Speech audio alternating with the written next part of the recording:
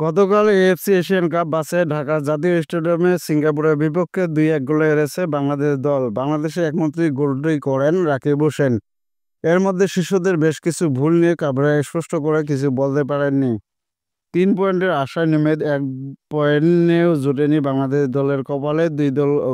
২ গোল হজমের পর ১ গোল শোধ করা আর শেষ মিনিট পর্যন্ত লড়াই করা মনোভাবে তৃপ্ত বাংলাদেশ কোচ হাবিয়া কাবরা। তার আক্ষেপের জায়গাটা ভালো হলো ভালো খেলেও ৩ পয়েন্ট না পাওয়া।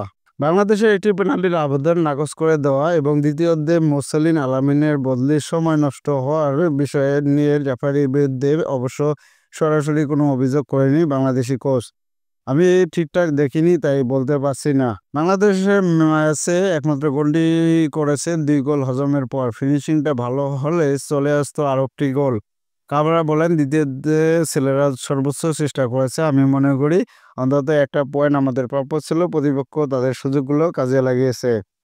বাংলাদেশ খারাপ খেলেছে কিনা ভালো খেলেছে, সিঙ্গাপুর খুব ভালো খেলেছে এমন প্রশ্নের উত্তরে কাবরা বলেন, এমন ফল প্রত্যাশিত নয়। আমার মনে হয় সিঙ্গাপুরের শুরুটা ভালো ছিল এক প্রাণশক্তিতে এবং দ্বিতীয়ত হাই প্রেসিংয়ে শুরু করে তারা।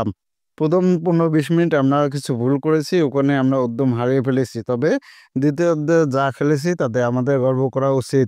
বাংলাদেশের কোচের মতে প্রতিপক্ষের শক্তিমত্তা এখানে বড় পার্থক্য করে দিয়েছে। ভারত উপরে খেলছিল তাই আমরা আক্রমণের জায়গায় পেয়েছি, কিন্তু সিঙ্গাপুর তা আমাদের জায়গা দেয়নি, তাদের রক্ষণ জমাচ্ছিল। ভুটান ম্যাচের সঙ্গে তুলনা টেনে বাংলাদেশ কোচ বলেন, প্রতিপক্ষে ভুটানের চেয়ে শক্তিশালী। সে আগের ম্যাচে ভালো খেলেছে, আজও নিজের সর্বোচ্চ চেষ্টাই করেছে। কিছু ক্ষেত্রে খুব ভালো করেছে, আবার কিছু ক্ষেত্রে সেটা হয়নি। বাংলাদেশের হয়ে এটা হামজা চৌধুরী তৃতীয় ম্যাচ। ২৫ মার্চ শ্রীলঙ্কার বিপক্ষে এবং ৪ জুন ঢাকায় ভুটানের বিপক্ষে প্রীতি ম্যাচে তাকে যতটা প্রাণবন্ত দেখা গেছে এবার ততটা দেখা যায়নি। বাংলাদেশ দলের হয়ে একমাত্র গোলটা করেন রাকিব হোসেন। আগেও মিস করেছেন বেশ কয়েকটি। এই ফরওয়ার্ড স্ট্রাইকার হিসেবে না খেলিয়ে উইং হিসেবে খেলানো যায় কিনা এমন প্রশ্নে কাবরা বলেছেন, সে অনেকটা রাইট উইং নিয়ে খেলেছে।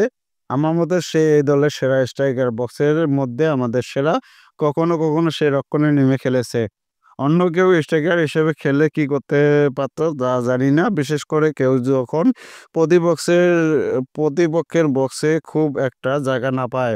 ম্যাচের শেষ দিকে গ্যালারি থেকে দর্শকরা বোতল ছুঁড়ে মেরে বিষয়টি কীভাবে দেখছেন এমন এমন প্রশ্নের উত্তরে বাংলাদেশ দলের কোচ, আমি ঘটনাটি দেখিনি। হ্যাঁ, তারা হতাশ হতেই পারে, তবে আমাদের পারফরমেন্স ভিন্ন দিক দিয়ে এগিয়ে দেখুন। আমরা একটি ভালো দলের বিপক্ষে খেলেছি, কিছু সময় আমরা ওদের চেয়ে ভালো খেলছি। এটা ঠিক, আমরা আরও ভালো খেলতে পারতাম।